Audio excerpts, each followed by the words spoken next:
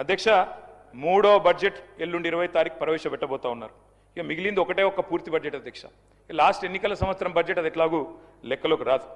అర్ధ భాగం అయిపోయింది అధ్యక్ష. Government first half disaster, cinema పేరేమో అభయహస్తం, కానీ లోపల చూస్తే కథ చూస్తే మాత్రం భస్మాసుర హస్తం అని చెప్పి రాష్ట్ర ప్రజలకి పూర్తిగా అర్థమైపోయింది అధ్యక్ష. అధ్యక్ష 3 ముక్కల్లో ఈ 2.5 సంవత్సరాల పరిపాలన గురించి చెప్పాలి అంటే ఎగ్గొట్టు, కూలగొట్టు, చెడగొట్టు. హామీలు ఎగ్గొట్టు, కట్టిన వాటిని కూలగొట్టు, ఉన్న పథకాలు చెడగొట్టు. ఏమున్నది అధ్యక్ష ఈ 25 నెలల్లో చెప్పుకోవడానికి?